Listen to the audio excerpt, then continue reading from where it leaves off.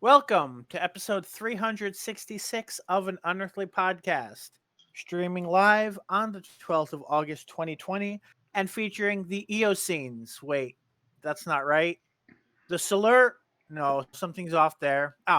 Doctor Who and the Silurians. Written by Malcolm Hulk and starring John Pertwee as the Doctor, Carolyn John as Liz Shaw, and Nicholas Courtney as Brigadier Alistair Gordon Lethbridge Stewart. I am Bill Sylvia, the Man in Black, and can somebody please thwart the Silurians' plans to overheat all of Connecticut? With me are Randy Ronson McCulloch, It ain't cold here either. Mad Matt Winchell, I'm drinking Japanese soda again. and Thomas Fireheart. This shit gets way too real. All right. So, anything interesting happened to you guys this week? Well, I Not think the really. majority of my state has power now. No. It's been interesting watching the Facebook ticks as very slowly over the past 8 days or 9 days, uh, bit by bit, the state's been slowly restoring power, and more people have been clamoring for the head of the CEO of the electric company that has not been communicating and seems to be doing a poor job restoring power. Yeah, normally you don't see an outage that lasts that long. I mean, around here, you get a tornado that rips out, power in 3 counties. That's up again within, Half a day or 20. less. Yeah, usually within 24 hours. I know as of today, I don't want to say commercial, but the area. Well, yeah, I guess you can. The area where our Walmart is, which is a ton of businesses, still does not have power. Now, I know, hurricanes do more widespread overall damage, but Mm-hmm. how powerful was this thing that hit I'm Connecticut? not. I'm not sure. I think it actually did get upgraded from tropical storm to hurricane, but I was not following it until I started following the power outages. So I'm honestly not sure the details of it. Hmm. But Well, I around here, it's kind of a weird odd duck. We get our nights are down in 50s, our days go into the 90s, and it's just we're just getting the standard 3 days of sun, 1 day of storm, 3 days of sun. I believe So last time I checked, we're having sun until I think Saturday or Sunday, and then we're getting 2 days of rain. mhm. But normally when we get a storm that hits the East Coast, it eventually hits us, and I don't think it has, because it's been our normal west to east weather pattern.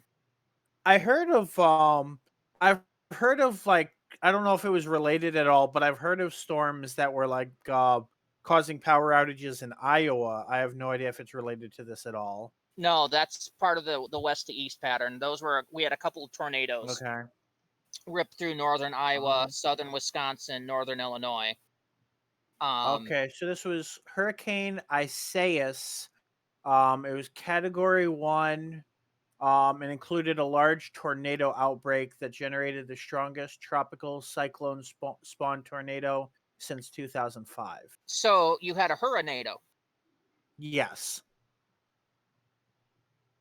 That might be part of the reason if you had combination Hmm. hurricane tornado. Buh. Yeah, I know. I know we had a tornado was sighted not too far away from me, and they were pretty much predicting it to go to just tear straight up through heading north from there. I don't know how much damage was actually from the tornado or not, but We actually had a tornado south of here. hmm. It wasn't even enough to set off our tornado sirens. It was just, yeah, if you're in the county south of here, you might want to check the course of the tornado.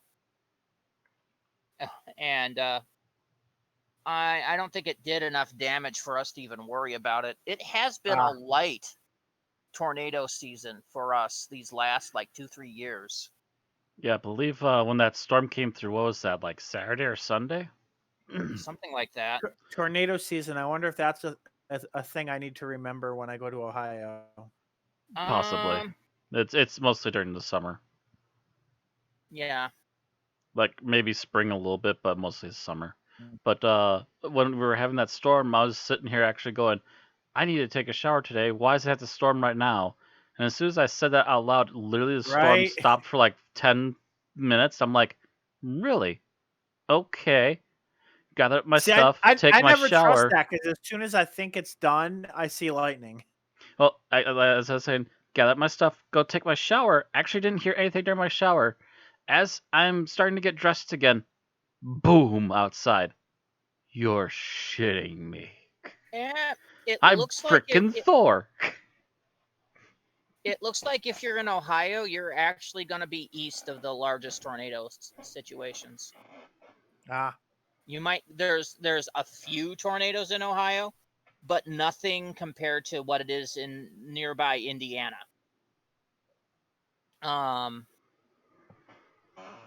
So yeah, you're not in Tornado Alley. that's good to hear. Not in the Technically worst of it, at speaking, least. technically speaking, we're not in Tornado Alley.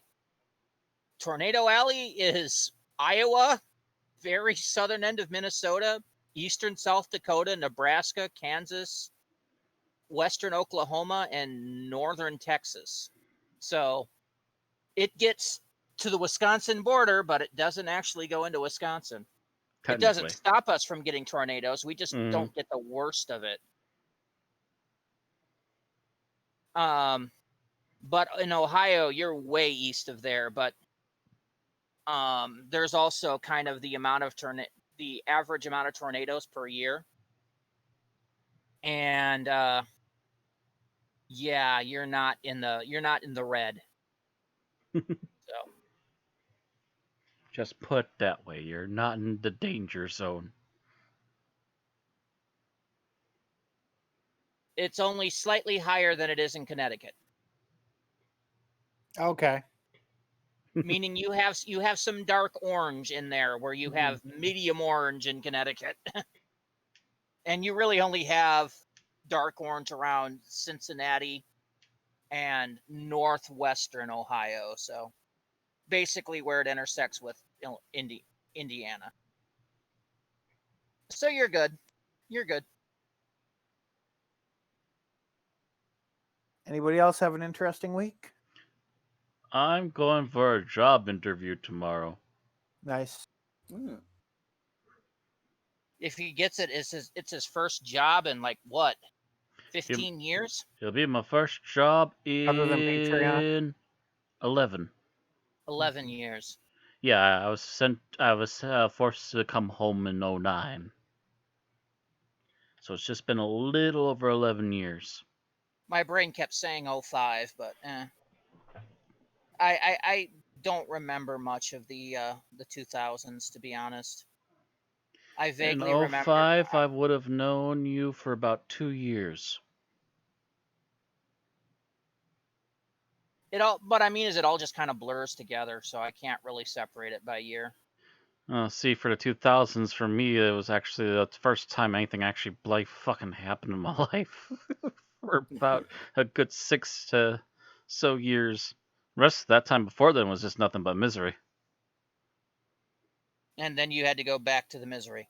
Yeah, it's been pretty uneventful outside of what game I'm playing. Back to Podunk. Back to Mayberry. Hey, at least Mayberry's got some gas stations that need job positions filled. And they pay decent. Oh yeah, you're getting quick. You're. I take it the interviews at Quick Trip. Yep. Yeah, they're pretty good on their hiring scale. We are actually not going to have the interview in the main Quick Trip I'm interviewing for, although the guy who runs that Quick Trip is going to be there. We are going into the basement of the other Quick Trip because that one actually has a basement, apparently. Who knew? Yeah. Yeah, it probably means the guy owns them both. Maybe I think he's. No, I think they both have different like managers though. No, different It's gonna be a Yeah. manager for the other managers is store. one thing, owners is another. It's like one guy owns all the Well, quick trips in It's Madison. I'm pretty sure it's the manager though. But yeah, Well, yeah, the manager would interview you, but it would have to be owned by the same place to be sharing have like they permission to are. use the Yeah. other property. Yeah. Yeah, it's usually one guy gets the franchise rights to like a town or city, hmm and he can open up as many as he feels fit to open up. Our town's got 2. Whereas, Madison, they bought all the PDQs, so now there's I like remember. Yeah, 50, matter of fact, the 50 quick trips. little That's horror some- con that's next door also has 2 on either end of That- town. That's something I really need to look up. When I need to get used to small town life, which means there won't be a gas station on every corner, and there won't always be a 24-hour gas station within walking distance. It'll be on one end of depends town or on the how- other. It depends on how close you are to a major highway. Tends to be that gas stations are 24 hours on major highways because of the truckers. Yeah. And yeah, that's the Mayville main is on thing a truck Danbury route. is going for. It is being a major highway city. Yeah, my town is on a major truck route, and that Main Street quick trip I'm applying for does stay open 24/7. Matter of fact, they actually have 2 Oh. job openings. I found out as I was applying over the phone. I'm like, oh, you still have the 3rd shift job opening? Yeah. Oh, I guess I'll apply for both.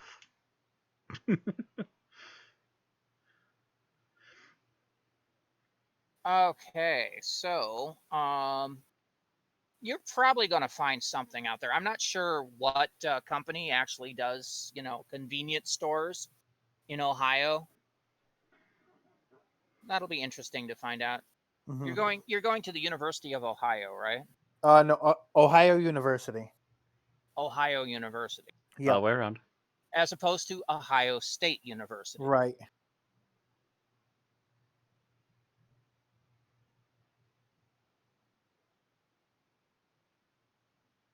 Yeah, it's not the smallest town. It's 20K. At least when it's in session. 20K means there's probably going to be about 6 or 7 convenience stores in the area at least. At least, guarantee it. There's gonna be Yeah. enough there. There's gonna be somebody, or at least a couple somebodies that'll have Mhm. 24/7. It has a Sonic and a KFC. I see that from the maps. Oh, Whereas I'm hoping this is only because school's not in session and it's a college town. But I checked on Grubhub and DoorDash, and there was no good food in the area. So hopefully that's not the same when school's in session.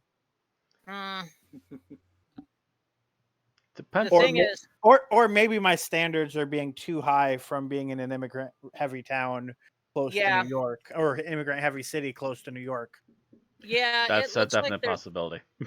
it looks like there's a few things, but it looks like it might be more like family American restaurants as opposed to that.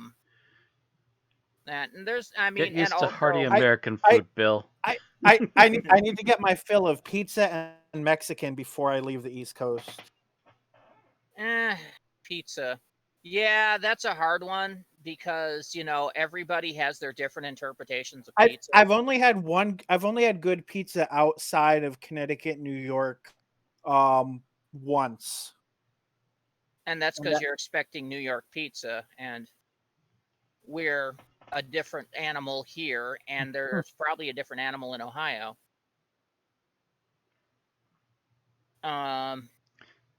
And yeah, Poor Bill, you have to learn that New York pizza is not the be all end all. I'm willing to try Chicago pizza once. oh yeah, I would love to get you up here and take you down to like Geno's East for actual Chicago pizza, because that's the good stuff. But yeah, the best I can see for pizza in that town is Domino's. It's mediocre, but it's okay. Mediocre. There's a popular local pizza joint apparently, but they're just looking at the signs. The pizza does not look up to Connecticut quality standards for me. Wow. You are so stuck up and privileged. And what was the other thing you wanted? Mexican. There's Yeah, good apparently luck with that outside of Taco Bell in some places. I saw it.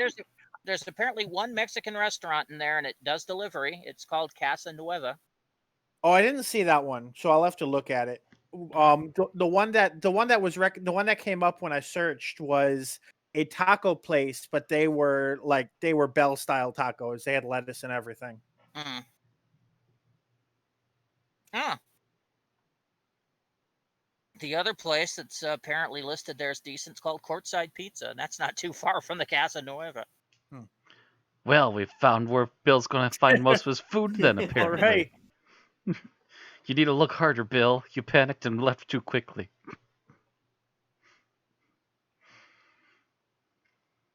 Takeout places instead of looking for individual takeout. Yeah, I was looking at delivery apps because I was like, I don't know when I'm going to get a No, car. Bill. No, you don't look at delivery apps because you're not going to find the good places there. You look at the equivalent of the yellow pages. Mm-hmm. You know, Yeah. what we did before there was. Before you became a privileged Yes. child. But I might not like. They might be the sort of places that are nice to look at, but I won't have the chance to eat them when I'm stuck without a car at 10 p.m. I'm checking to see if they do delivery, and they do delivery. We just And called you on it, Bill. And they're less than 10 blocks from the freaking university. If they do delivery but require me to make an actual phone call, they don't do delivery for me. That's Bill, stop being my so God, first lazy. world problems. You first world Hashtag child, first learn to world make an order. Okay. My heartbeat skyrockets to 200 every time I dial a phone number. Oh, for fuck's sake. That I am not a good phone person. Starve, Bill. Starve. Go hungry. I'm You not don't a good deserve it. phone person either. And guess what? I can call and say, yeah, I would like a freaking Supreme Pizza. I'd like the buffalo chicken, no onions. Oh, and we're gonna have veggie lovers because somebody in this family likes veggies, and we'll have an order of breadsticks. I can call a place to take an order. It's calling somebody for a personal call that I get nervous. Depending on what the personal call's for, but sure. Have we lost all of our listeners yet? Anyway. I think we've chased them away by now. What listeners? The ones that care. Anyway, on tonight's show, we've got some birthdays. Actually, we have birthdays this week. We have a couple of news articles. And then we've got some geek talk. I'm going to babble on a bit on some of my other fandoms for once. And then we're going to go to our episode summary, our review, our final thoughts, and our ratings. So let's go ahead and start. One of your other fandom. But a lot of one of your other fandoms, yeah. Okay, so let's get started with birthdays, shall we? First birthday we had was on the 6th, right after our last podcast, and that's the birthday of Terry Nation, who was a writer and the creator of the Daleks. He would have been 90, but he died in 1997 at 66. Basically was just old enough to say, what the fuck did these Americans do to my Daleks? For the 96 movie. Why do they sound like the Daleks have been swallowing helium? A little helium's good for you. Probably not. That's not medical advice. Yep. Okay. And then the next birthday is on the 9th, and that's Roberta Tovey, who played Susan in the Doctor Who and the Daleks movie, with Peter Cushing. Mm-hmm. And she turned 67. Next is the next night, the 10th, and the birthday of Kate O'Mara, who played the Ronnie for her 2 appearances back in 85 and 87. She would have been 81, but of course she died back in 2014 at 74. Mm-hmm. And finally is the birthday of John Nathan Turner, the producer from 1980 to 1989, and arguably the man who destroyed Doctor Who in its classic incarnation, depending on who you ask. He's one of many pieces. He, He's the writer of that which we do not name. yeah, we do not name it, so therefore no. He would have been 77, or excuse me, 73. Except, of course, he died in 2002 at the age of 54. I did not picture him as that young. Oh yeah, he was he was born in 47, which means when he took over in 1980, he was 33. And I mean, running Doctor Who with an ever decreasing budget for a decade, that's got to take a toll. I don't think the budget decreased. I think it just didn't increase. While It didn't costs decrease. It just never increased, which is what it needed. While production costs increased. There was, I think there was at least one cut, and that was probably after the 18 months of the 18 months of grade, their budget was cut, but not their per episode budget, because that also took them from 26 episode seasons down to 13 episode seasons.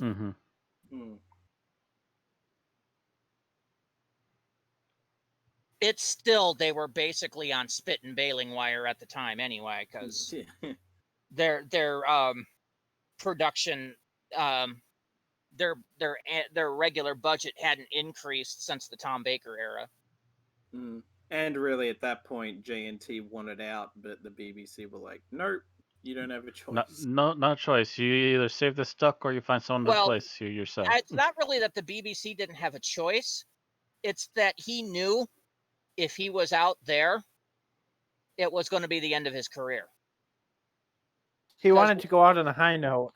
Yeah, he wanted to have it turn around and then pass it off as he resigned, but it never hit that point where it started to increase again.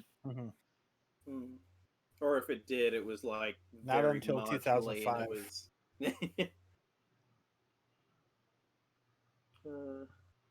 So anyway, those are our birthdays. Happy birthday to Terry, Roberta, Kate, and John, only one of which is alive. Kind of a grimdark birthday list there. And the one alive is the only one that didn't work on the TV show. That's fitting for 2020. So, news. There's one release from Big Finish. And that is a 5-doctor, 2-story audio.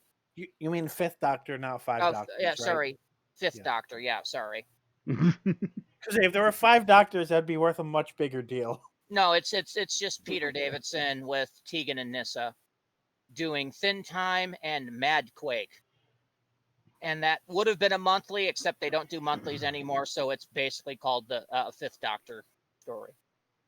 But the big news out of Big Finish this week is that Christopher Eccleston, who, at one point we thought would never do anything Who related ever again, has signed on with Big Finish. And that they will be coming out with the 9th Doctor adventures sometime in 2021. And there was much rejoicing. Yeah. Yep. I have always said never say never, especially after he started attending conventions. Mm-hmm. It looks like it's going to be 4 volumes of 3 stories each. Yeah, well, it'll be however many he decides to do. Yeah, I mean, well, that's what he signed on for now, so he can always add. But that's what we're guaranteed, unless they fall out or whatever. We don't know if they just caught him in a good mood or if he's financially desperate or what. I don't know what Christopher Eccleston's career. They first talked to him at a convention in February.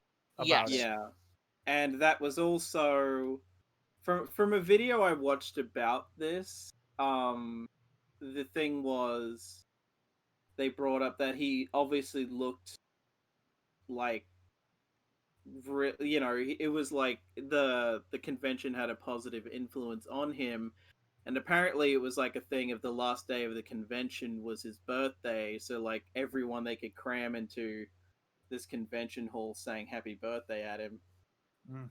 So it's probably a case of like these experiences have been so positive that he's like, oh shit, people Yeah, actually do give a despite all the shit. negativity that he's carried with him since the show, apparently the fan base still loves him, and he's come to realize that now. He's just like, It, oh, you know what? I kind of owe you guys. I've been really shunning you.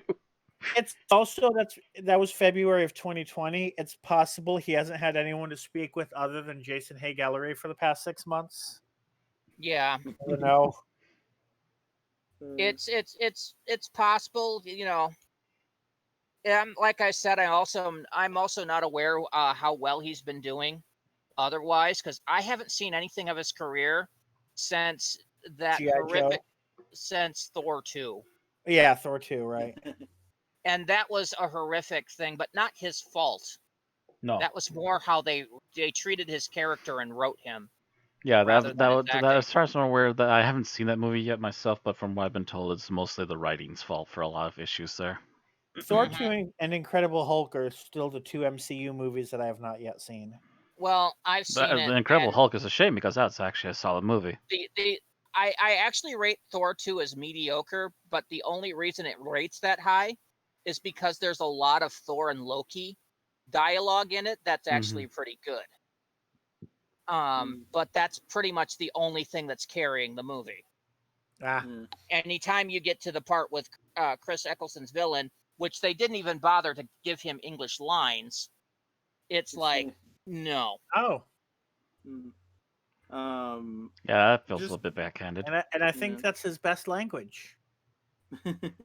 Yeah, they have him speaking in basically Dark Elvish, which, basically means that all of his acting is trying to pronounce these weird languages while he's subtitled. And they also made his character, who's almost kind of this mirthful, evil for the lulz kind of evil character in the comic books, and made him grimdark serious. So screw the writer on that. Anyway.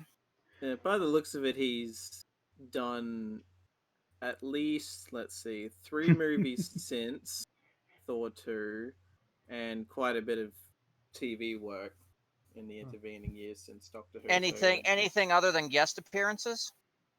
Well, he was in 23 episodes of a show that ran from 2014 to 2017, or at least the stuff he was involved in of this show called The Leftovers was from 2014 to 2017. So he was probably like a one season regular. He is a narrator on a show called Ambulance. Occasionally, seemingly. That sounds like William Shatner doing Rescue 911. Yeah. Because it's like, it says 16 episodes, but it says that he started on it in 2017, so. But it sounds like he's been doing okay for himself then, so. He's still finding work. So it's more like they caught him in a good mood and finally agreed. Well, you know what this does mean, right? This means that all the big Finnish recruiters can now start working on Peter Capaldi.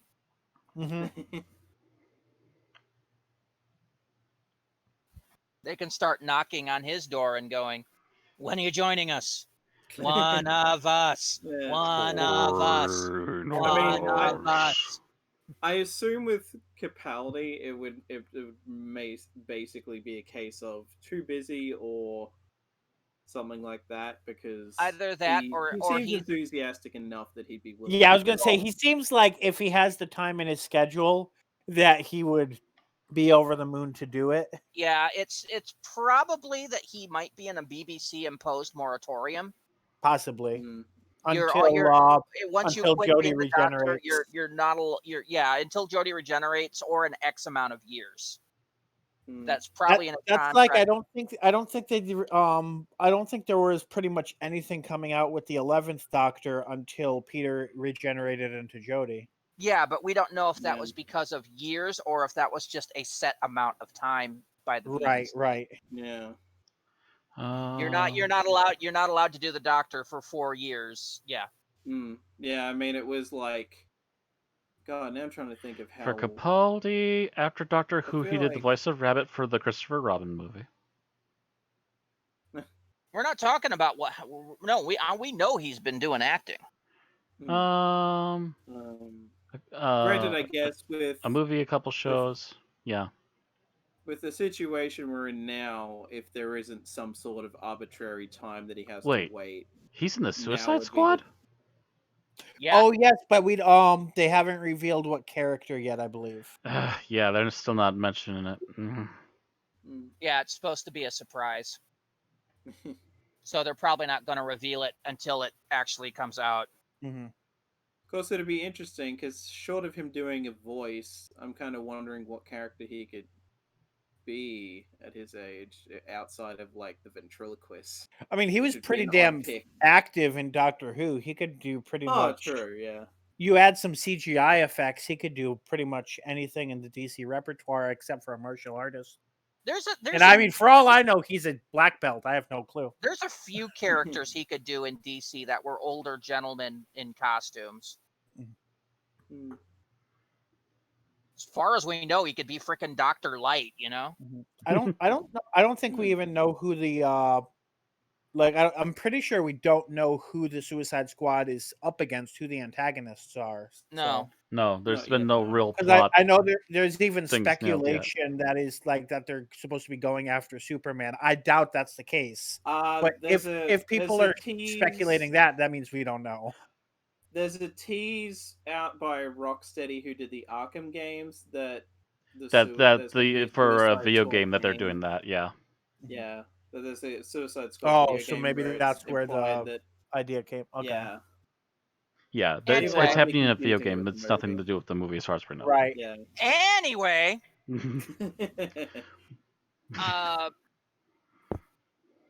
also from Big Finish, they are still doing free weekly giveouts. This week's is the Nightmare Fair Part 1. That I believe was a actually I'm trying to remember what it is now. I had it a minute ago, but I lost it. Thanks, guys. It is a Sixth Doctor. I think that's the one where he runs into Nightmare Fair, Sixth Doctor, yeah. Part 1. Yep. So We yeah, once again welcome the toy that's maker. the one. Yeah, with the Celestial Toy Maker. Mm. So that Part 1 of that is now available for free from Big Finish. And that was a lost story, apparently, that missing season that wasn't. Mm-hmm. What was that, season 23? Yeah. Yes. Yeah, the season 23 that wasn't. Ah. And that is Okay. available until the 16th of August. Okay, so this is also technically an adaptation of a novel, since it was a novel first, and then they adapted that into an audio. So it was probably an unshot script and then a novel and then Yeah. an That's audio what drama. happened with a lot of books actually after Doctor Who left That- for a while. that makes sense. I know that happened with what would it have been, season 27 as well.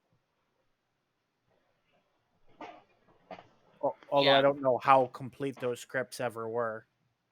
Mm. I think they might have tinkered with them. They believe. were at least were rough scripts, if nothing else. Mm-hmm. Mm.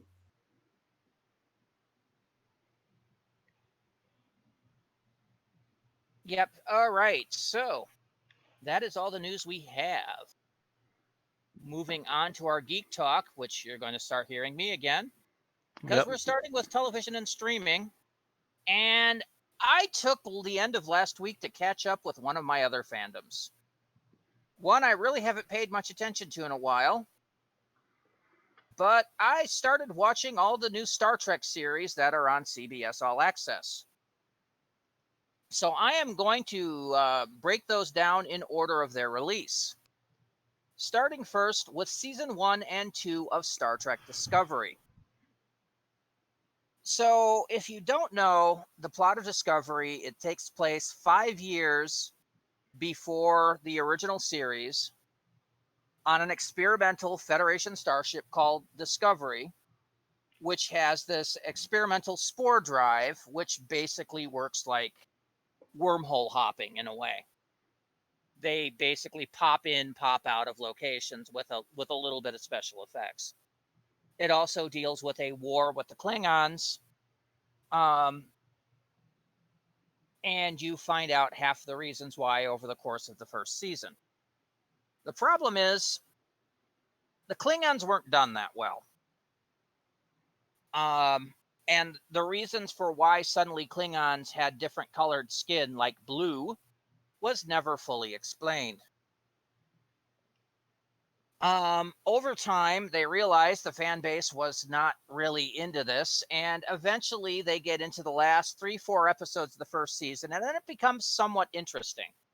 You start dealing with an old Star Trek, a old Star Trek meme, the Mirrorverse, and have to deal with all the repercussions from that, and they tie all that up and go into season 2, where the captain of the Discovery has been replaced by Captain Christopher Pike. If you know your Star Trek history, that was the captain of the Enterprise in the original Star Trek pilot, The Cage, played by Jeffrey Hunter back then, and played by Anson Mount in the new series. This actually makes Discovery a little more interesting. There is kind of a time travel arc that goes on where they don't travel in time, but they're dealing with a time traveler. Enterprise style, or more like there's basically this time traveler that's going around dropping like these little signals that they keep chasing to, and basically they keep putting out these little crises that turn out to be a big setup for the season finale and why they're doing that. If you don't mind spoilers, I can tell you because it's been out for over a year. Anybody care?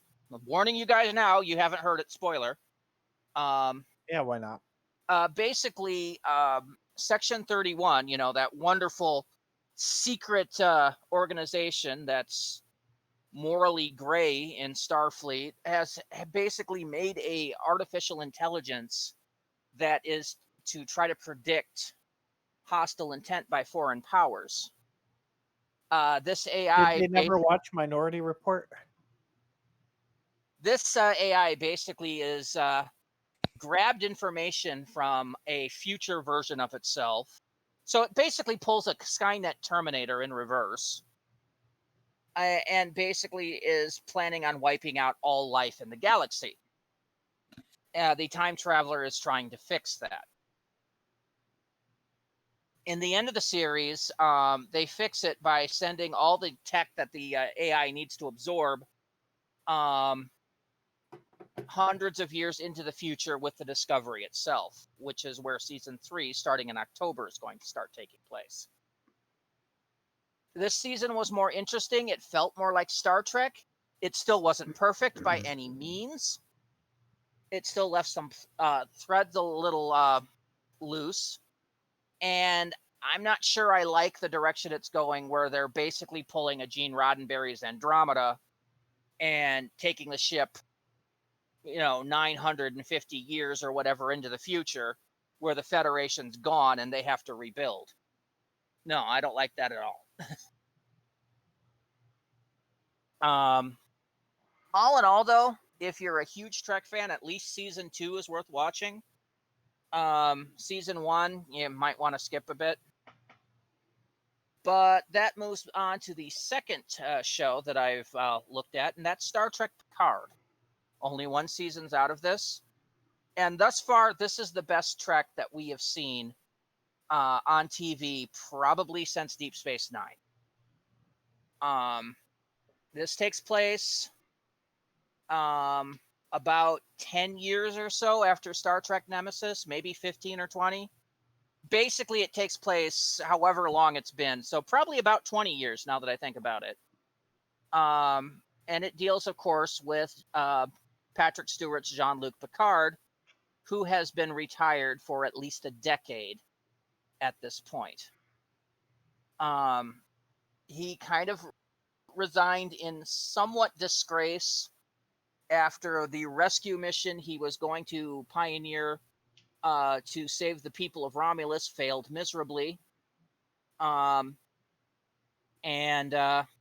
he's basically been beating himself up for 10 years while basically living in his chateau on France. But he comes across this huge conspiracy, and with nobody listening to him in Starfleet, takes it upon himself to go save. And in doing so, runs into many characters and loose storylines left from pretty much Next Generation and Voyager, interestingly enough. You run into people like William Riker and Deanna Troi, or I guess Deanna Riker at this point, because they got married in Nemesis. Seven of Nine, and Hugh, if people remember the DS9 or the Star Trek: The Next Generation with the Borg that got individualized. And they start basically covering what these people have been up to in the last 20, 25 years. And a few of them, at least a couple of them die, but others of them, you find out their backstories and what they're up to, and they basically wind up helping Picard at one point or another. It's actually a great story if you pay attention to it. There's a lot of criticism that this darker side of Starfleet we're seeing is not like G. Roddenberry writ, and I say screw that. There's always been this conservative faction of Starfleet. Look at the movie Star Trek VI. Look at how many conspiracies in Starfleet have been uncovered during the course of Next Gen and DS9. It's always been there, ladies and gentlemen. This is just the first time we've seen them in power.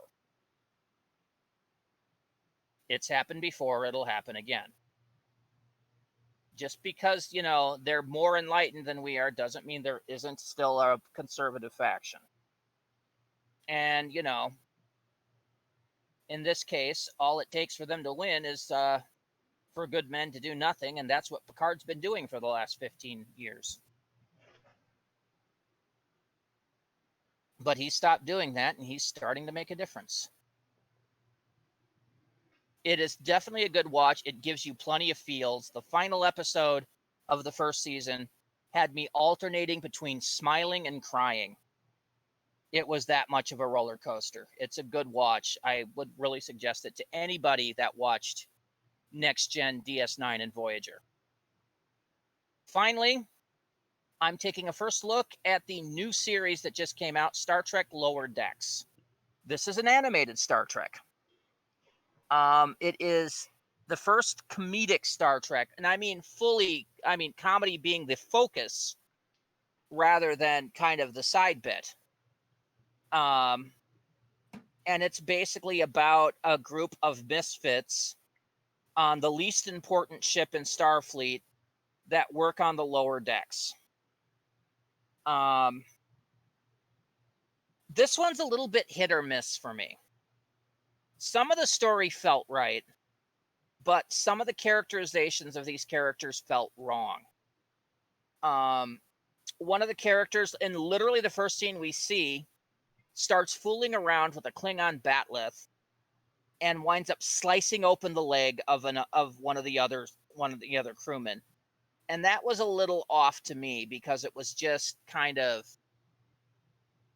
not what you would normally see. It's not usually that kind of stuff would usually get you drummed out of Starfleet really quickly. Likewise, one of the characters, their personality just didn't feel right for what they were trying to do.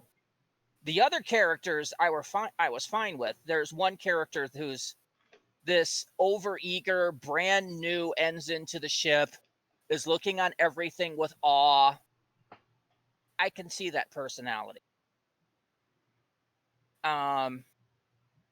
You also have the stickler by the rules, guy, and that's another personality I can see. It's the guy, the one that's basically David Lister as a Starfleet officer that bothers me. Yeah, Lister shouldn't be an officer.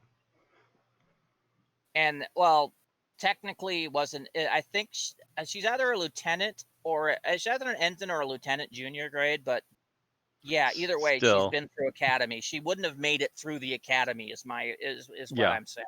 No. Lister never. No. Now maybe as a Never gets hired. human. The other the other one is an engineer that just got recently upgraded to a cyborg due to an accident, and is having implant problems that basically take over his personality, and I think that one's a little weird. Although that does sound like the plot of a Star Trek episode. It is, but the way they're handling it is weird. Ah. Anyway, I'm hoping these are minor issues that'll get hammered out as the series progresses. You know, they'll smooth those rough edges a bit so they're not quite so much. I mean, that is what happened with the Orville. There was some humor in the first few episodes that was just atrocious. It was Family Guy grade humor that really didn't mesh well with what they were doing. But by about the 5th episode of the Orville, they had gotten it smoothed down to a feeling like Star Trek, which is what Seth MacFarlane wanted. Mm-hmm. It was the Fox guys that wanted the Family Guy humor. He gave them a couple episodes of the Family Guy, and then he went back to what he wanted to do, and then they went look at the ratings. So I'm hoping the same thing happens with Lower Decks, as it'll take them a couple episodes, but they'll soon find their footing. So I'm willing to give this one another look. But if it continues on its current trend, it may not be my cup of tea. Yeah, I've heard there's a couple of possible issues with where that show might be going. One is that they keep advertising a lot that it's made by one of the guys who made Rick and Morty. Yes. It's made by a guy who helped make the scripts for season 2. That's about it. I From what I've been told. I thought he was involved in the last season of Rick and Morty. Nope, season 2. From what I've been told. He was involved with season 2, and that was about it. Also, I've been hearing that I believe it was Amazon and Netflix have publicly said they're not going to push this internationally yet, so it doesn't have international pushing, which might be why it hasn't come out yet. What do you mean it hasn't come out yet? I think, or is the first? I know the first episode is out, but is it actually going to keep going yet, or is it just stopping right there right now? Yeah, CBS All Access is currently advertising 23 weeks of Star Trek, and that's 10 episodes of Lower Decks, followed by 13 episodes of Discovery. So they're doing Discovery, the next season of Discovery afterwards. Gotcha. Yep. The next episode of Lower Decks is supposed to come out tomorrow. Okay. I've actually not heard actual reviews yet of the first episode, which is a little bit weird, but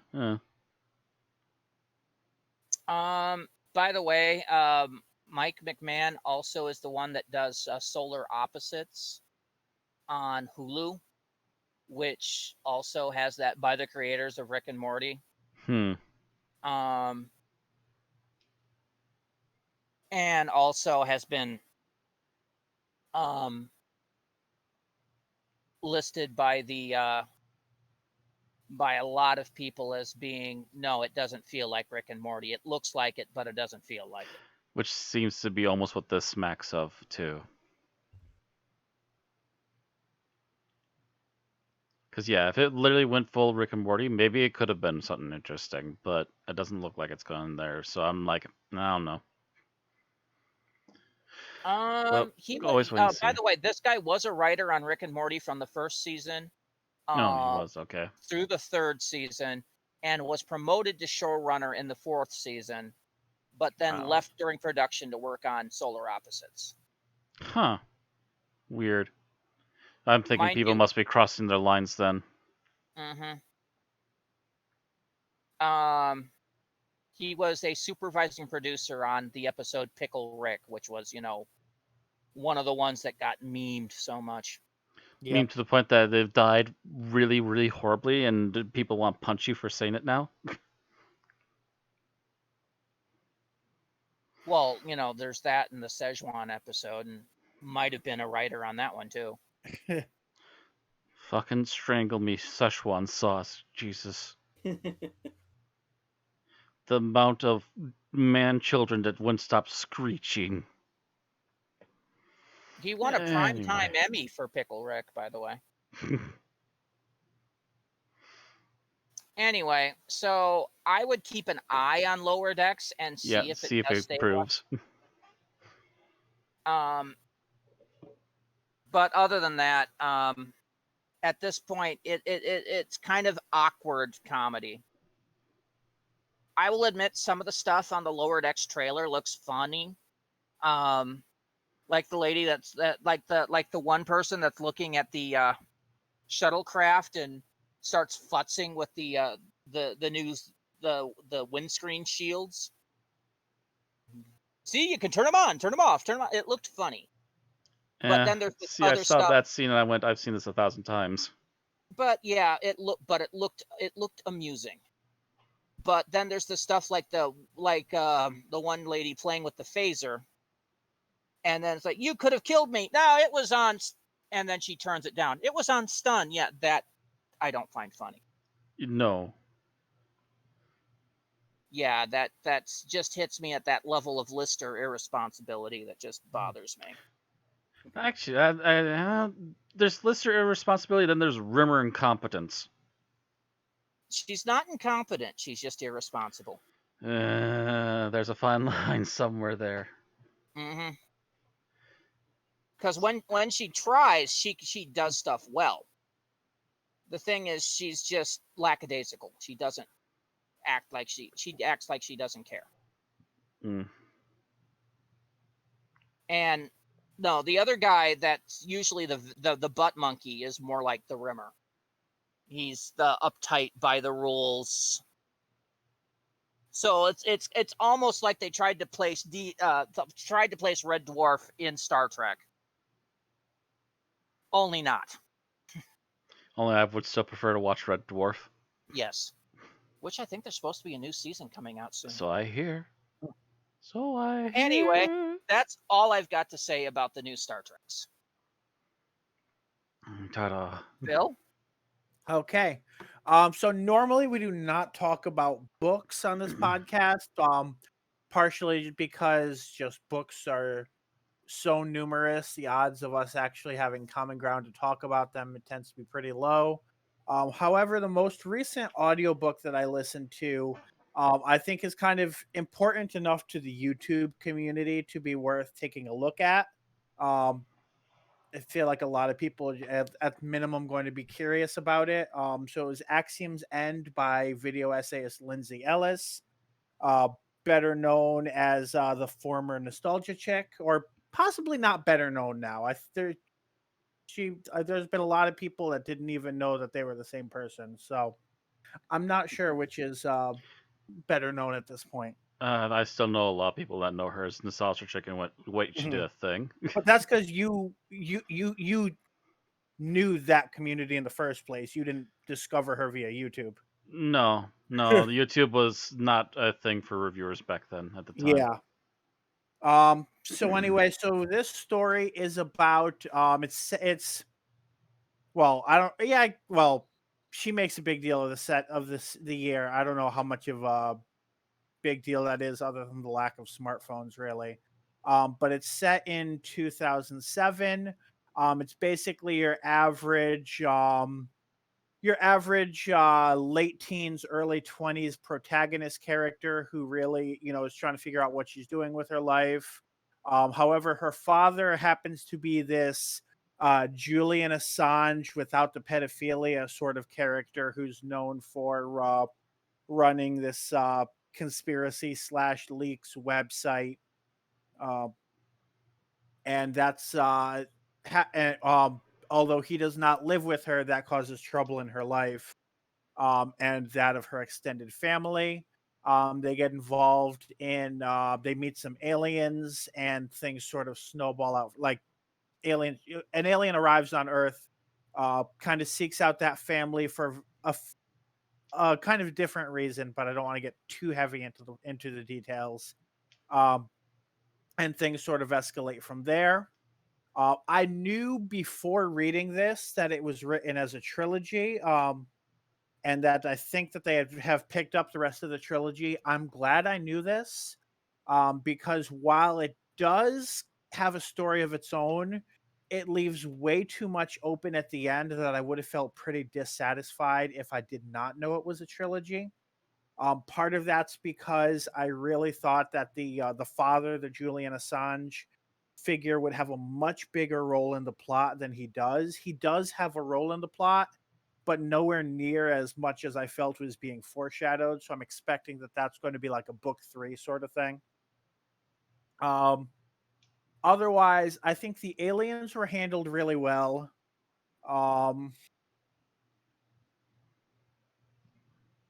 I'm trying to think what is pertinent to say about it. I think I enjoyed it. Like this wasn't something where like, oh, um I regret having it and I only bought it because of I knew who the author was.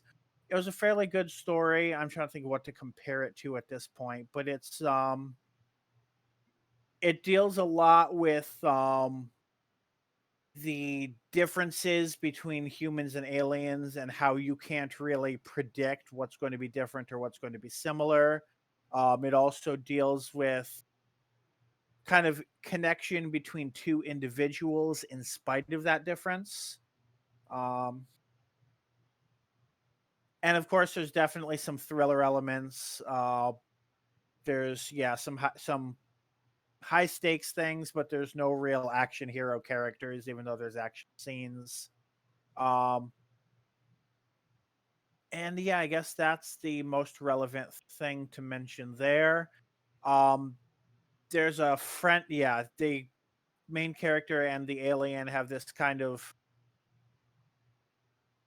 mutual respect / possibly friendship / possibly developing into a pseudo romance at the end, but they also like talk about the fact that their points of view are so different that it probably will not veer into traditional fan fiction romance territory, which I kind of hope it would not, just because it seems to be so much better, more functional without that.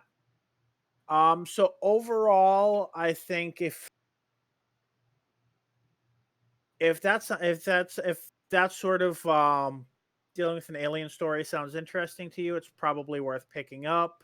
It's not really like a high action story like a comic book or something like that, so you wouldn't find anything like that in there.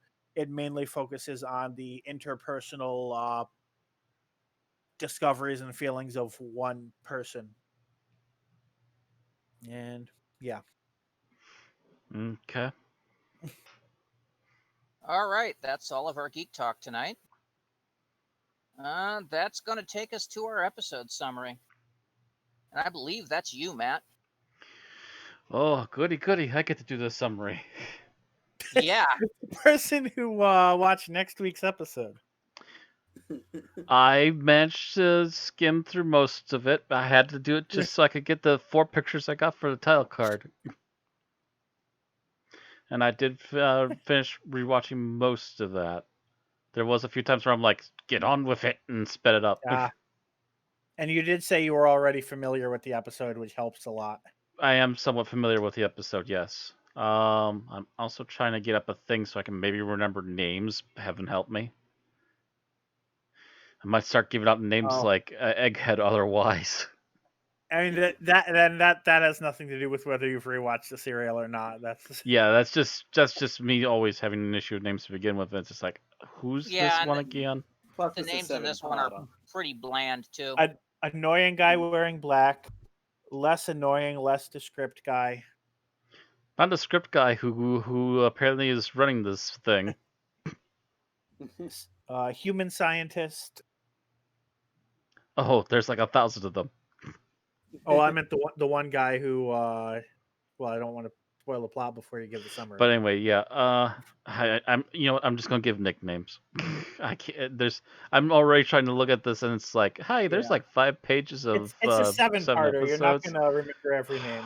Frel, forget it. Oh, hey, there's a picture that was actually useful. Quinn's one of the guys I want to remember.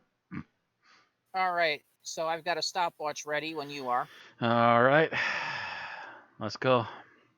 All right, in 3, 2, 1, go. All right, the episode begins with the Doctor fiddling around with the. Wait, was that? Yeah, there was this episode he was messing around with the center of the TARDIS, right? The console. Nope. Nope, that was the previous. That was another next episode. Shit, I'm already off to the worst start. No, Frel, save me. Bessie. Done. I'm over. No. So long story short, I'm just gonna speed ahead a little bit because I can't remember how it exactly started. There's a base, a science space that's having some issues. They are constantly having staff issues where they are going neurotic or running off.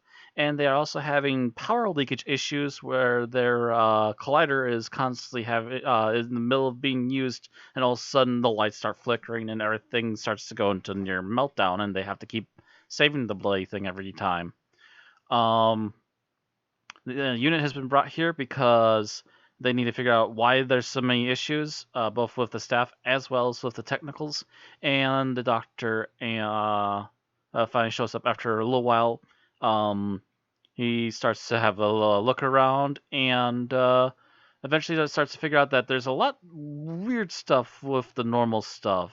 The people who are having breakdowns, one of them was actually supposedly have part of an accident in a cave that's attached to this facility because it's technically partially built underground and into this cave system. This man has gone completely bonkers and has been doodling monsters on the wall. And along with this is the weird sensations people are getting. I'm trying to think of Liz. Liz got close enough to the collider, and she was having like weird headaches and stuff, so she had to pull away. And long story short, the Doctor decides he's going to go into the caves right where they found out where the accident happened. He comes in close contact with first one really large creature, but then notices that there's a smaller one that apparently used some sort of strange flute or tweeting instrument that made the larger creature go away, at least temporarily, and he decided that it was in his best interest also after seeing footprints to come back. The others are trying to figure out what's going on, and with his discovery, they decide, well, if nothing else, at least the people down there faking a monster, so we should go down there and investigate. The head of the security in this facility goes down there. He he opens fire on a person that he saw, a silhouette, and then is attacked by the giant monster. Thankfully, once again, the sound comes again, and the giant creature runs off once more, but not without destroying the gun that the guy had and bruising him quite badly to the point that he was rather stunned and possibly in shock. They take him upstairs. He is healing fine, but he refuses to stay still and wants to continue further pursuing what's in the cave.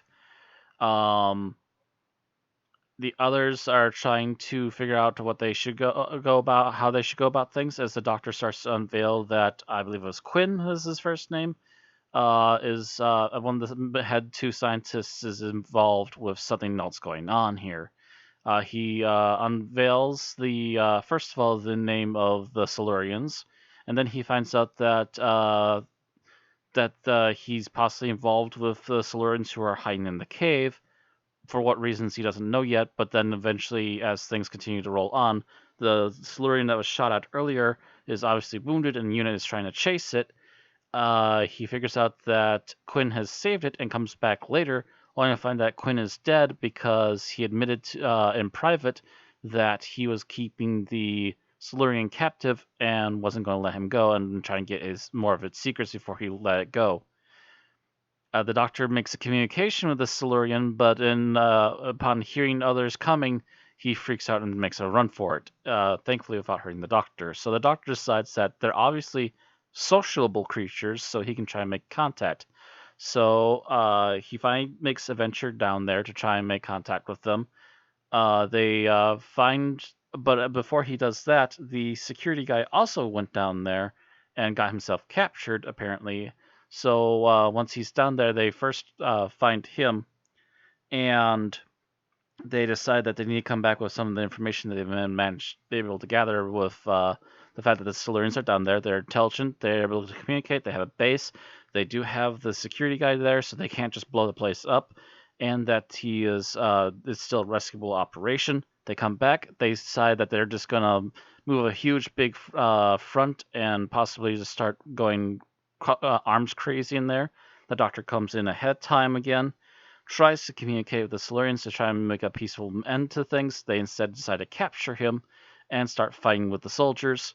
They later, as the leader is talking with the Doctor, trying to find a peaceful end to things, one of the others is taking the initiative, released a virus on the security guard, and sent him to the surface packing. And it's supposed to be a highly viral thing that will spread through anybody he has contact with. The Doctor and the leader eventually find out what's going on. The leader gives him a sample of the virus and lets him escape. The leader is then killed by his second in command, who then proceeds to declare himself leader and starts making orders and attacking the soldiers even further. They also make a plan to stop the Doctor, as just after he figures out what the cure to the Silurian virus is. But as this is all going on, others have left the base, so it's literally spreading into England, and there's a huge panic going on. The Doctor manages to get down on paper what the cure is, but just as he does so, he is abducted by the Silurians. They drag him back down into the caves. There's an attempt to try and save him, I believe. Actually, no, they were making plans to possibly try and save him on the second attempt, but instead he actually comes back with the Silurians, and they plan to take over the reactor because they had cut off the reactor to the Silurians because there's been no activity on the surface for a while. The Silurians then decide that they're just going to make the surface a wasteland of nuclear radiation, and will go hibernate for another 50 years and come back again. As they're doing this and they think they've succeeded, the Doctor manages to rewire things to stop the meltdown, and instead cuts off the power to the Silurians again. And they go into hibernation, but as the Doctor's trying to figure out what's going on, the final one, the leader, tries to kill him, but is instead killed by the Brigadier. They make an escape back to the surface. Everything down there is still intact, so the Doctor is hoping to learn a lot while the Silurians are sleeping, and maybe gradually bring them back and help them understand better what's going on.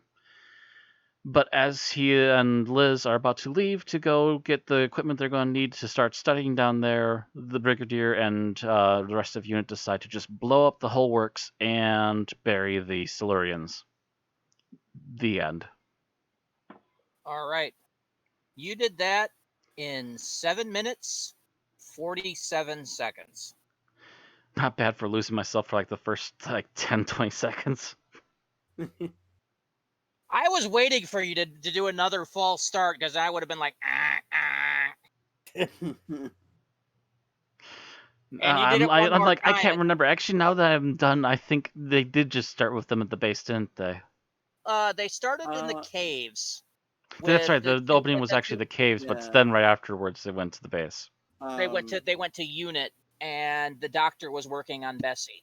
Yeah. Oh, that's right. He was working on Bessie. Jeez. Yep. And then from there, so it was still the Doctor working on something. You got that part right, but when you said the console, you failed. He was working on something. I think it was the console. No, that's the other episode. Shit, I can't remember anymore. That is correct for 80% of the John Pertwee era. Yeah, he's working on the console. That's why it feels right. Just not this one. Because this is the introduction to Bessie. Yep. So the previous episode was Spearhead from Space, where he drove something that was like Bessie. It but would be not his. hilarious if our next 3 episodes all start with the Doctor working on the TARDIS.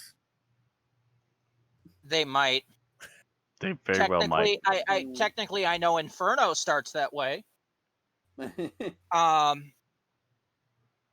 Most of the stuff in the next season, his second season, starts that way. Oh yeah, that's true. I think Except for the one where not he's going to see the Master in prison, but yeah. I'm not sure how much pre-TARDIS stuff we still have left. We might have enough. No, I think actually, we have none. Because We have next week's episode. Just next week. Yeah. Because I know we covered the whole season 8 already. Mm-hmm. We have next week is the one right after this. Then we've got the mutants, and then Carnival of Monsters, which I believe is the first one where he's independent and go on the TARDIS after the 3 Doctors. So that'd be series. That'd be season 10. So yeah. Yep. Because that would be after the 3 Doctors. Mm-hmm. Because I remember that one. Okay, so let's talk about what we liked about this serial. And Bill, you are first. All right. So I liked that they managed to write Liz Shaw doing what she does best. She's very clearly an expert scientist here. I watched this episode starting to wonder if we should be calling her Dr. Shaw and instead of Ms. Shaw. It's entirely possible. But yeah, it's kind of hinted that she's the one who leads to the actual discovery of the cure, and just all in all, just being a badass biochemist, and doing what she does in her second appearance. Yep. Okay, Thomas, what do you like about this serial? I guess generally, I like the premise in so much as they were stuck on Earth, so it was either stuff has to either come from space, or it's just mad scientist shit. And here they basically decided, well, fuck it. There are technically aliens, but they've just been here for millions of years. Anyway, and they predate humanity, so fuck you. It's like a fun way to get around the limitations they had. Mm-hmm. All right. Matt, what about you? General thing I liked about it. I have to say, for a long story, it's not a wholly boring story. They definitely keep it going with enough to keep you on your toes as to what's going to happen next. So yeah, the thing is, in my memory, I remembered the middle part of this dragging, but on my watch before this, I didn't have that issue. I was pretty much interested throughout. So there was maybe a couple times where I'm like, okay, I can get what's going on for like next 5 minutes. Beyond. Which is saying a lot when like most of episode 6 is dedicated to them trying to find a cure for the disease, so it's a lot of science work and not much real action happening. Mm-hmm. But yet they managed to mash that with the the situation deteriorating in London and then they also got action with the units in the caves trying to make sure that the Silurians stay back. Yeah, as they're slowly falling back, yeah. So I didn't feel like it was wholly just the half an hour that Bill wants of them doing nothing but trial and error on a cure.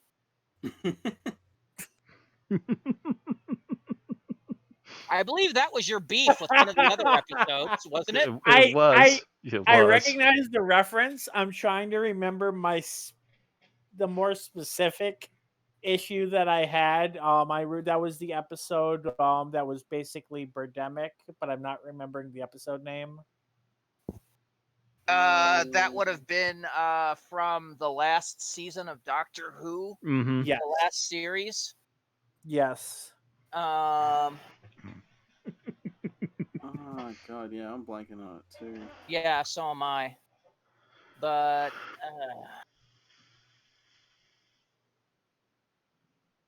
Yeah, I agree with the people that say the Chibnall era does not have the best titles. Praxis, That's the one. I'm Praxius, yeah. I'm probably not ever, unless I rewatch that season. I'm never, even then I'm gonna You were have trouble with picking that that they title weren't sitting forever. there doing the scientific method long enough, and we're now helping you for it with this one. Was it long enough for you this time, Bill? It was. I liked it. We Yeah. didn't actually see like the way a scientific paper would, but we saw that they were putting in a solid effort and knew what they were talking about, even if I didn't know what they were talking about. I mean, to be fair, this is like a 2.5 hour plus story. Yeah, Yeah. this So sucker's they had almost 3 time. hours. Yeah, and they did it in a montage hmm where you had it where they started out working with this, and then as you look later, you realize they're like 2-3 pages down Right. the list. And even then, they were like, "Well, we know it works in the lab. Hopefully, it works on people." They don't just assume. They're like, But they did only try it on one sample. Try on one guy. Okay, let's go. Technically speaking, somebody else did verify it, though. I will state that. this is what is happening in COVID labs all across the world right now.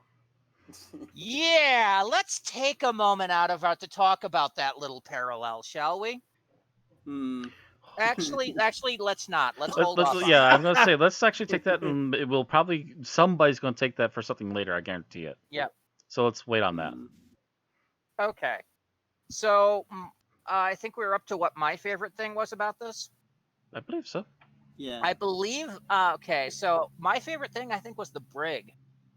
The brigadier. I think this is the first time we get to see him where he's under pressure from multiple fronts. Where he's got the government breathing down his neck, he's got the director breathing down his neck. He's trying to figure out what the hell the doctor's doing while dealing with the rest of the crisis and what his men are up to all at the same time. And it later becomes a thing that happens a lot, but this is the first time it actually happens. Yeah. And he's quite impressive at it. And it's also one of those things where this, like, they use this story to generally establish The pattern. what had only really been like what hadn't been as established in Spearhead from Space, where that we get the proper dynamic built up between him and the Doctor of them butting heads. Yep. Because we've only ever seen the brig, the Doctor in 3 previous bits. The one with the Yetis in the underground. Yep. The invasion. Yep. And then Spearhead from Space. So that means that there's only one previous serial with the current Doctor, and that was half of him was half amnesed and still trying to get his bearings. So yeah, this is the first one where we get the pure third Doctor brig. Yeah, and it's awesome. It sets the pattern for what we'll see for the next 2-3 seasons. And while not everything is there, a lot of things are. Benton's not there. Yeah, Benton's not there. Yates isn't there. Joe Grant's not there yet. Yep. A few things missing to get the full unit pattern going, but it's definitely the start.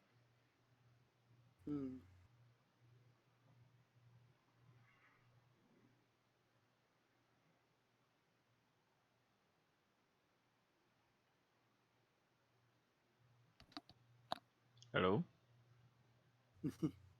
I was wondering if the call just dropped for a second. No, my computer froze for a second. Oh. Anyway, I was saying that we were up to what you didn't like, and that's up to you, Bill. Okay, so I've been debating whether mine fits to talk about here, and I guess I will. I feel like the whole pattern of there's a leader who is relatively reasonable, and then the militant faction either kills them or stages a coup and takes over, and everything becomes more unreasonable.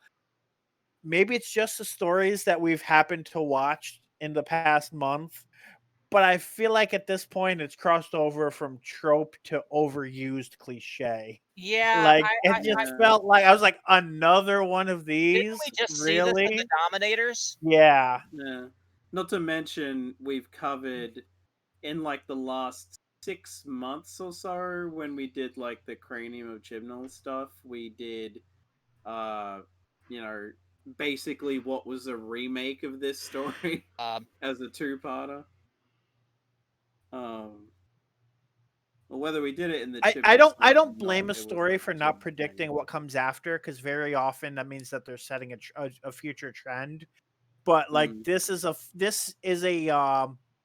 is a pattern that was seen many times in the second Doctor era already. So at mm, this point, it's not setting a trend; it's rehashing old yeah. well, storylines. mind you, this story was commissioned by Second Doctor era producers. Hmm. Mm, This is this is Barry Lett's first outing And as producer. I have a feeling like that's in somebody's like trick book how to make a story stretch for 6 or 7 parts. Put this sort of plot in there, but This it's just this is getting old. this is also the last season where we actually see, I think, Yes. anything above a 6-parter. Yeah, so and season yeah. 7 is all 7-parters, except I think for one story, if I'm not mistaken. Yeah, it's Inferno, I think. Spearhead is 4, the rest are Oh, Spearhead. 7. Okay. And then yeah, and then after that, the longest we get is the occasional 6, and even then, they're not every story. No, they're Mhm. usually like the season finale or the season opener. Right. Yeah. But yeah, this is also Barry Lett's first run as producer, Mhm. and that means that this one, and I think Ambassadors of Death and maybe Inferno, were all commissioned Yep. by the previous production staff. Yeah. I don't. And I I don't even. and I know think Malcolm Barry Lett Hoke had was- done some writing in season 6 as well, so he might have even been written one of those stories with that same sort of plot line. Yeah. As far as I'm aware, the story I've heard is that seemingly it's not usually until like the season after they come on that a new producer really gets to dig their claws into the show and like actually put their mark on it. Mhm. It's why like early Hinchcliffe would have probably been holdovers from stuff that was commissioned when Barry Letts was still producer. Mhm. Okay, so Hulk had previously written the Faceless Ones and the War Games, Ah, so not any of the ones before that. okay. I thought Um, he had done at least one more, but I might be mixing him up with somebody else. no, this is his third. He would also help with the next serial, And maybe I'm thinking Robert Holmes. quite possible. Yeah. We covered at least one Robert Holmes story with And Mhm. yeah, then he would proceed to do 4 more in the Third Doctor era, and he was done by the Invasion of the Dinosaurs was his last one. So you might have been thinking of Robert Holmes. Since we're talking about his things to come, you know it's Malcolm Hulk when you look in and you see a dinosaur, or just or any sort. Or it's Yeah. not visibly recognizable as a dinosaur, but a big Mm. green lizard on what Yeah. episode No, 2. no, you know it's Malcolm Hulk when there's a reptile involved in any way. I mean seriously, this one, the Silurians. Mm. He was only a co-writer on Ambassadors of Death, but that doesn't count. Colony in Space had this weird reptile-like alien. Yep.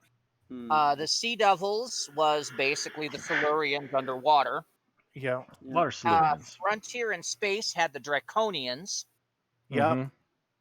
And then Invasion of the Dinosaurs brought in dinosaurs running down London. So everything he was primary writer for involved a reptile somehow. I have to wonder what he did outside of Doctor Who.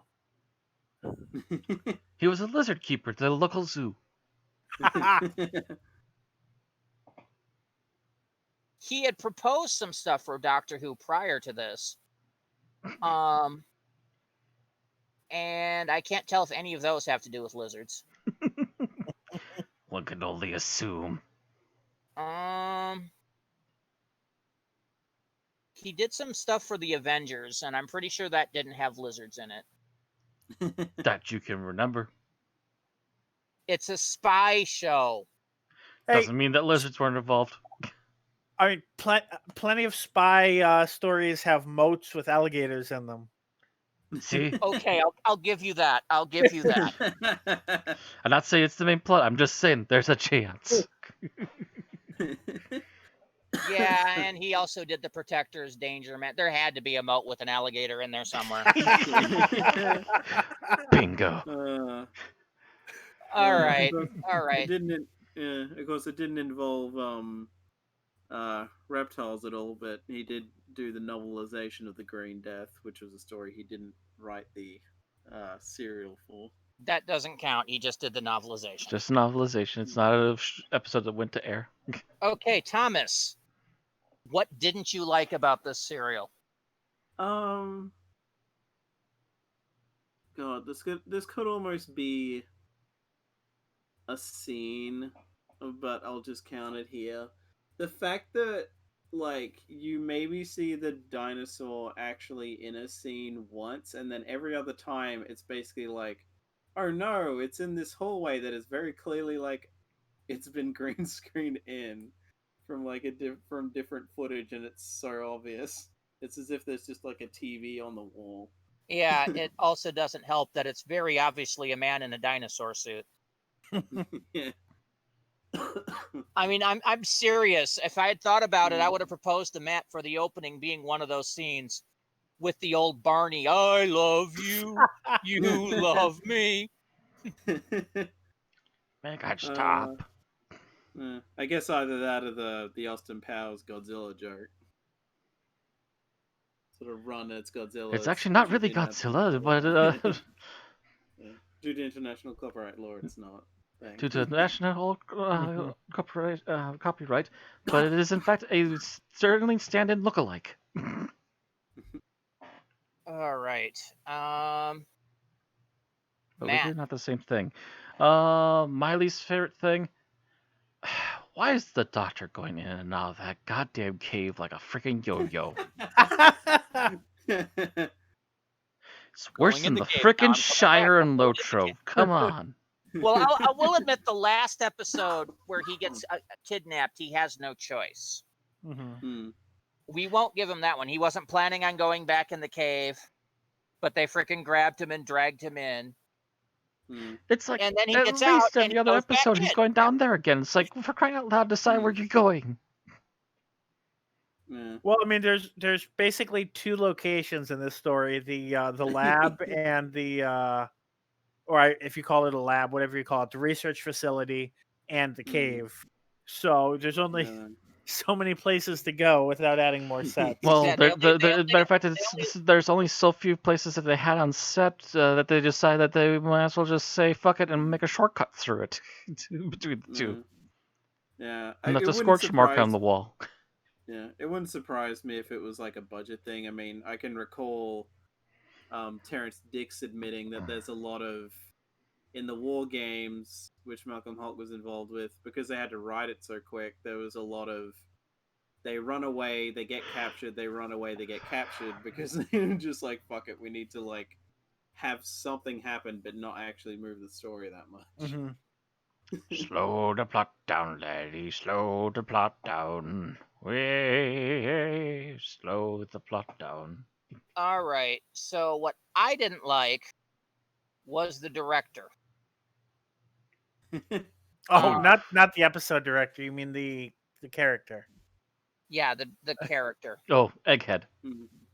The guy in the black suit, right? Dr. Lawrence. Yeah. Because he is such a second Doctor stereotype. To have that uptight, everything for my reputation. I mean, we saw it several times in the second Doctor era, and I think at least one or twice in the first Doctor era. Mm. And I It, think you get a few of them in the third as well. Yeah.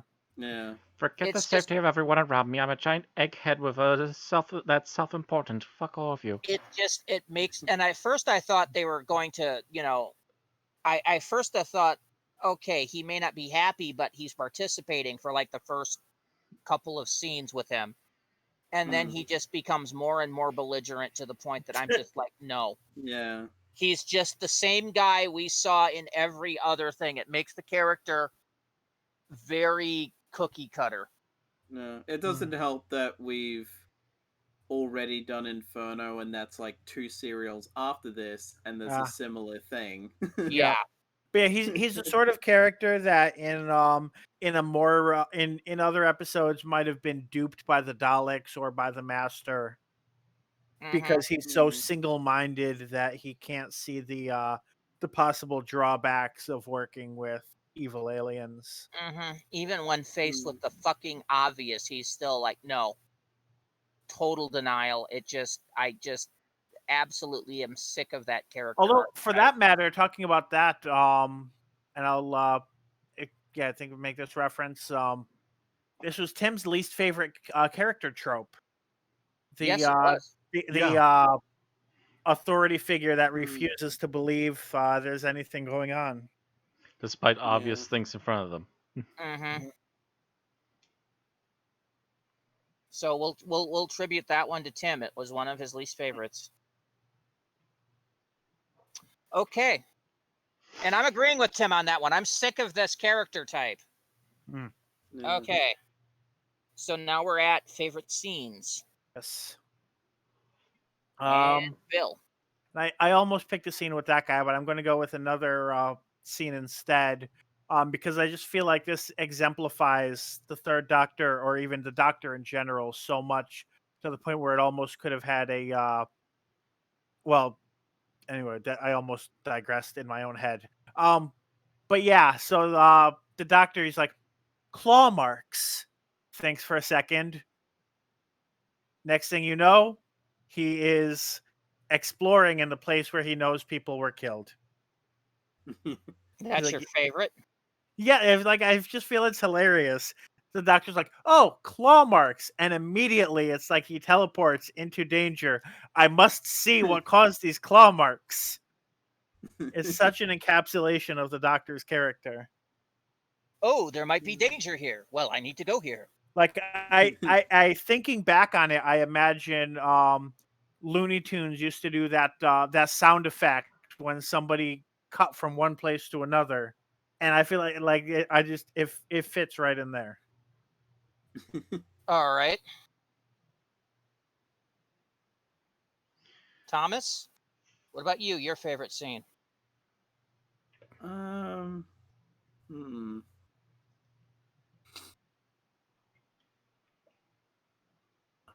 know what? Yeah, screw it. At least by virtue of not being able to think of anything else off the top of my head, I'm pretty much just gonna go at the ending of episode 7. Damn it. Where, yeah, I figured I'd be stealing it from someone, but it was, yeah. Just like the whole, and even kind of, like, they kind of telegraph it because the Brigadier is so, like, willing to let the Doctor just piss off so he can do this, and then just blows the shit out of them. Of course, the interesting thing is, I don't think we ever actually, like, we see such little destruction that you could argue that some of them are still fine, but yeah, it's just like the whole thing of just, well, the Doctor's out of the way, quick, blow it up. And the Doctor just being so pissed. It'll be honestly kind of interesting to see if Ambassadors of Death has any tension as a result, or if it's supposed to be like so much later that they've gotten over it. That's a criticism I've heard of this, was that pretty much it's ignored by the time the next story comes around. So I don't. I can actually tell you that for a fact that there's literally one mention of this story in the next one. Ah. There's literally Ah. one moment where the doctor's like, "Oh, any chance to blow anything up today, huh?" Just like you did to the Silurians, and the Brigadier's just like, Yeah, I think that actually gets mentioned a couple of times to the brig. Not just in the next one, but like I think that also Yeah, might they have come up. do bring Yeah. little hints of it still for another couple episodes, but it's usually only like one-off mentions. Mhm.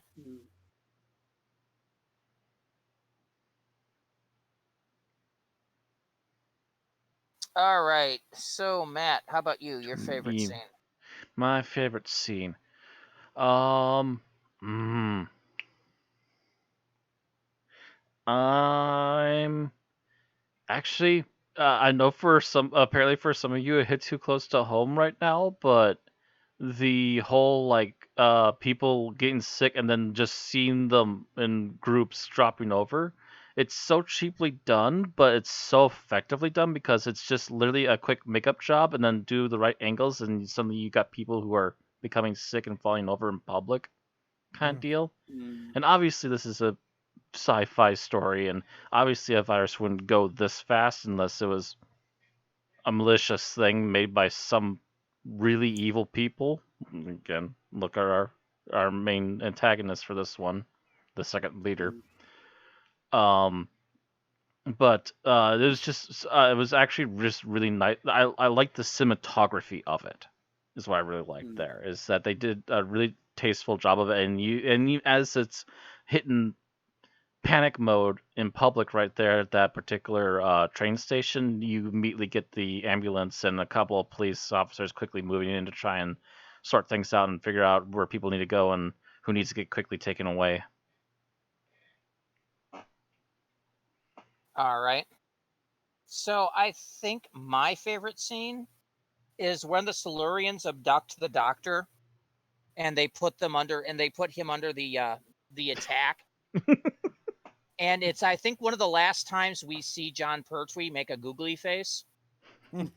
Oh, I don't think it's the last time, but it's definitely one of the more memorable ones. I remembered it from like Spearhead from Space when he's getting attacked by the creature in the by the Auton, or not the Auton, by the Nestine. Yeah. Mm-hmm. That was the first time we see him make a googly face. I just don't remember him making it in later seasons. I don't think in his last season or so he did. If he did it, it was very, very short and shortly lived. But yeah, I'm pretty sure he does it a couple more times. Yeah, I do recall an instance of it in The Mind of Evil. Mm-hmm. But it's rare enough that it's enjoyable when you see it. But yeah, that particular googly face is just like, the Doctor's going on a bad trip. All right, let's talk about your least favorite scenes now, and Bill. Okay, so I am going to go with I think I'm going to go with the ending. Because I agree with some of the so I didn't know necessarily how the story ended, but I had seen the criticism that uh, this is basically it points out the biggest flaw of the Third Doctor era in that uh, the Doctor could not see certain things that Unit does and still be willing to work with them week after week as the character of the Doctor as we know him. And looking at it, like actually seeing what happens, I really agree with that. That they pretty much just, as far as they know, and we don't even know until seasons later that there's any other cells around, but they pretty much commit genocide on this alien species because of their leaders, and the Doctor's watching completely horrified, which it's well played out, but in the writing as a serialized show, it pretty much there should not be a relationship between the Doctor and Unit after that point. Any other Doctor who had a TARDIS would have gotten into TARDIS without another word and never come back. And this one does not have that choice, but that definitely would have drastically altered or destroyed their friendship, and instead it just Mm, kind of becomes something they're forced to sweep under the rug for the sake of what they've already put into place and are not changing. yeah, like in a way, you could have even just had like their relationship just gets a bit more hostile, or you could even have like the Ambassadors of Death opening with it turning out that the doctor's like fucked off for like a couple of months and just no one knows where he was, and he just like reappears because the plot requires it or something. I could see that, yeah, and like something where like they're forced to really address it. Um, and I do think it would have to partially come down to as like something would you'd think there would be a need for like the brigadier to swear never to do something like that again for the doctor to ever trust him again. And I'm pretty sure Mm, nothing like that actually takes place, and the doctor just immediately, becomes trusting of him. mm, Yeah, it's one of those things that it's kind of hard to reconcile. But at the same time, the Doctor isn't as black and white as he is in the modern Who. mm. It's obviously a point of contention.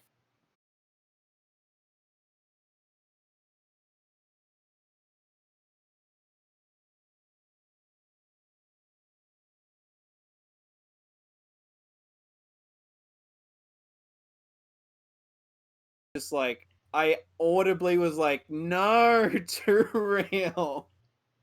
Fucking hell, this is like from 50 years ago.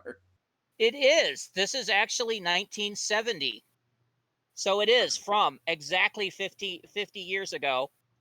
And they nailed a Trump speech before we had a Trump. uh,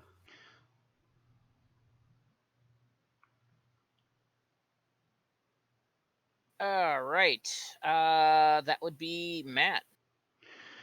Oh, least favorite moment. Trying to think.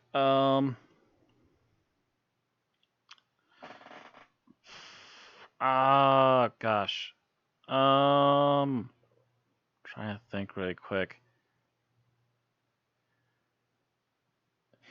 You know what? Actually, the second time in particular, when they brought back the dinosaur, the first time I felt it was actually pretty good. Lots of shadow. You saw just enough to give movement and a general idea that there's a giant creature here. But the second time they see the dinosaur, you see the dinosaur. Not only do you see more detail of it, and it looks the suit is looking weird, but it's just an awkward shot all around, and it's just like, oh, for heaven's sake, you've shown every single flaw this thing has now. And just went from this really interesting thing in shadows to a burp. That would probably be a failure of Timothy Combe, the director. Yeah, whoever was directing that, because they also should be directing the effects, just dropped the ball big time. And mind you, Timothy Combe is a small enough director that he doesn't have his own wiki page, so he might be Ta-da. one of these little one-time he directors. he does, and he only ever directed two. He directed this and Mind of Evil, Oh, he as does it, far yeah. as Doctor Who goes. Well, Mind of Evil is definitely a Um, better episode for him then, apparently. He just did not know how to do these particular effects at all. Yeah, if you I was take a gonna look at the rest of his filmography, it's not special effects say. heavy. He's like Zed cars and And even Mind of Evil is like basically human threat It's stuff. mostly So human threat, and there's maybe occasional like overlay that's your special effect, and that's not hard at all. yeah, he came from directing a sitcom called The Newcomers to doing Doctor Who. Yeah, there's a lot of difference there. Yeah. Don't think this is his cup of tea. So anyway, my least favorite scene is the doctor coming out and saying, "Yes, we have a highly contagious virus here." And the undersecretary going, "Well, I've got a cabinet meeting in London I have to go to." yeah. I mean, basically, the doctor says it's possible we've all been infected. We need to go into quarantine at We need to once. And the quarantine and we very need to next socially scene, distance. and the very next scene is I have to go to London. We need to I'm like, reopen the economy. and I'm like, God damn! I'm literally sitting here because this is hitting a reel with me because it's like, God damn it, this is how COVID started, you motherfuckers. Yep. Yeah. That's one of the things where it's like normally you'd be like, oh, no one would be that stupid, and reality has taught us otherwise. Yeah, Yeah. if we had reviewed this last year, that would have nobody would have been that stupid. Right. Actually, Now, you would have said that, and a I year still would have later, said, I don't know. Yeah. From that to going, okay, that's too real. This year has caused me to give a new look at all of those people who are just like, oh yeah, well, all the mysterious deaths happening in my town can't be for the reason you're describing. They're all just coincidences. Mm-hmm. As Yeah, a person who's worked at grocery stores and fast food before, stupid is as stupid does. yeah, but you thought you could gauge the human level of stupidity. Then this happened, and you've gone lower. Nah, I've already gauged it was at least this low.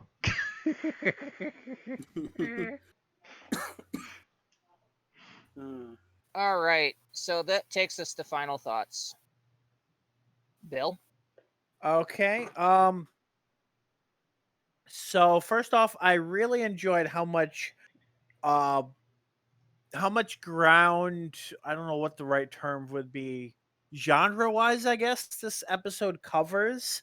I did not expect to be watching a mystery about why a nuclear power plant wasn't working. I definitely did not expect to be watching like plague experiments. Like for a story that basically has two sets and then like a couple one-off scenes, they really make it work. They really cover so much distance in terms of how they're using each episode to the point where uh, I didn't do this, but you could probably sit down and chart out each episode, and each one would feel really distinct.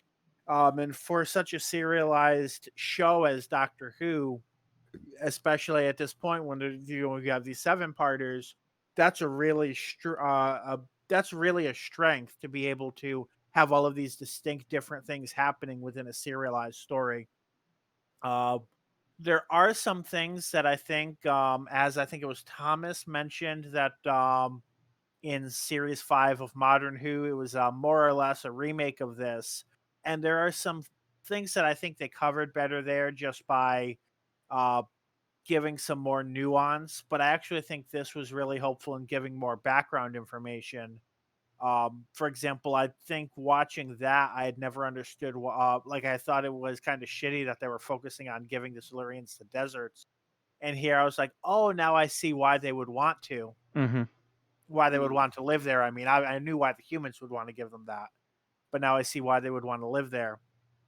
Um, so overall, I think this is just a really strong story. It's just really unfortunate that it has to be during this time when the status quo is set in stone and the that kind of clashes with the ending. But looking at it as just as a 7-part serial, I love it. All right. Thomas? Yeah, this is an interesting one. Um, it's funny because this is one that I actually had seen before because I watched it before one of the it might have been when we did the Sea Devils. I just decided to watch this because I'd never seen it. And it was that long ago that I'd completely forgot that the disease, pandemic, epidemic, whatever, part of this was there at all. So that was like, oh god damn it. But but yeah, it's like it is kind of interesting how like we've had times before where we've said that 6-parters felt like they dragged, and it felt like it was maybe a 4-parter that got additional. This is one where, I mean, I guess they knew ahead of time that they were doing these 3 7-parters in a row. But it's just interesting to see that they actually made it work. And did not, like, some bits maybe kind of drag in the middle, but not too much. Like, it's never really all that noticeable because the story is usually still moving forward. Even if there is only, like we've said, like a handful of sets or locations.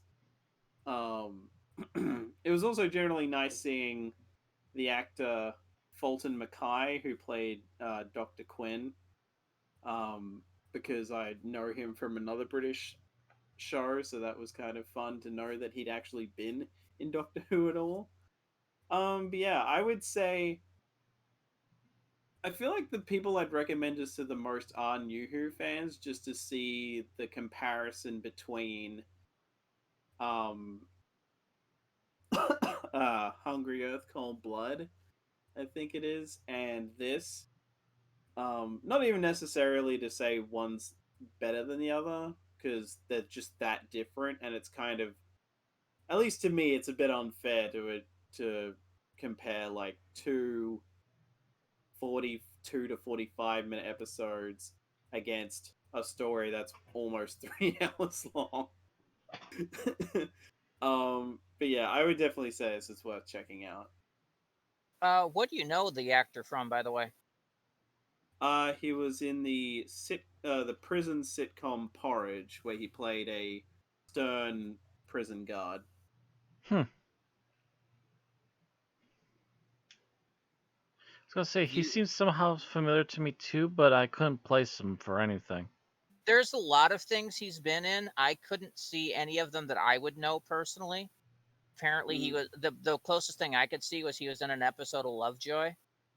yeah. He's toned his accent down in this, I think, but his Scottish accent comes through a bit more in Porridge because they just made his Oddly character enough, his Scottish. character in Porridge is the same last name as his. Yeah. Um. Anyway, I was just curious about that. Okay, Matt, how about you? Your final thoughts? My final thoughts. I think the only thing that this episode, this story rather, the only thing that this story in particular seems to suffer from is the lack of vision from the director, especially when it comes to how you're supposed to treat some of these suits and stuff, especially for special effects and also for um the serious factor, because after a while they just go get sent into a room full of bright lights, and some of the effectiveness of these suits just starts to dwindle the longer you see them, and how hard of a time some of the actors might be having in these suits, especially when they're supposed to be acting and emoting. But otherwise, for the most part, I would say that the plot was pretty good. There's enough there that they kept you hanging on and they kept you interested. They kept it moving along fast enough that it didn't feel bogged down, even though I would argue there may be a plot or two you could have removed. It wasn't necessary to if you needed those episodes, and it wasn't a complete and total foam peanut. Um, the characters were interesting. The main actors got to do a lot of really good stuff this episode. It's just a pity that the ending was kind of glazed over as usual. All right. That all you got to say? That's about it. All in all, I remembered this episode being boring, and I was wrong. I don't say that often, but I was paying good attention to it this time. I didn't really, have to do much else other than that. I mean, I did have to do some brief work on our episode outline, but that was more because of time constraints than anything else. So I was very much involved throughout it. I do believe the director was a bit basic, but the actors tended to be very good, especially Pertwee and Nicholas Courtney. Mm-hmm. I thought some of the plot was a bit cliche, So the writing does drop a little bit there. But the writing and directing are a little subpar. But the acting is good. And for what we had of the sets, they were decent. So Yeah, speaking of the acting, by the way, I would also double down on the fact that those Silurians, even though when they were in the bright lights and their suits were shown for all their flaws, damn, those suit actors were still trying to give their all. yeah. So all in all, I wouldn't say it's. I'd say it's a decent episode. Very good. Mm-hmm. All right, let's rate this and put it to bed. I'm right. thinking 5.0. Oh, Somebody's feeling a bit Tim today. It's Thomas. God, you know what? I don't think I can justify giving it less than that either, really, now that I think about it. So yeah, I'll give it a 5 as well. Matt. oh no, 5, Randy. Oh wow! With all your critiques of the visuals, I thought you were going to go No, lower. some of the critiques is also it's the 70s. Nah, it happens. Yeah. You're giving it a 5, Matt? Mm-hmm. Oh, I can't. I just can't. I can't do it. Now it's negative Ran. I can't do it because the writing and the directing both have flaws. I'll have to give it a 4.5. Oh, that'll still be fairly high. Yeah, it will. With only with only 4 of us and one of us giving it that, that will give the overall ranking at 4.9. Don't think there's a lot of those. No, there's not. That There's puts like this at 3. number 11 on our list. 3 of... It is on par with An Unearthly Child, minus the Tribe of Gum, Torchwood, Tisk Kiss, Bang Bang, and The Pirate Planet. It is better than School Reunion. No. The Hand of Fear, The Armageddon Factor, Dark Water, Death in Heaven, The Robots of Death, Tooth and Claw, The Macra Factor, and it is not as good as Turn Left, The Doctor's Wife, Human Nature, Family of Blood, Battlefield, The Face of Evil, Remembrance of the Daleks, and Cave of Vandrazani, which still is at the number 1 spot. So there we go, number 11 out of 353 things reviewed. That is all we have to say about Doctor Who and the Silurians. Bill. All right. So yes, please comment below. Let us know what you think about the story, if you agree with us or if you disagree with us. And of course, don't forget to like or dislike the video if you feel either of those ways. And to make sure you subscribe to our YouTube channel and or follow our Twitch stream to keep getting our new podcasts every week. That everything? Yep. Sounds like it. Next week, we're going to continue with the Third Doctor and pretty much go right to the next serial in this season. We are going to go to The Ambassadors of Death, written by David Whitaker and with help from a few other people, and starring John Pertwee as the Doctor, Carolyn John as Liz Shaw, and Nicholas Courtney as the Brigadier. See you next week. See you then. Well, I probably won't be here, but I should have shut up.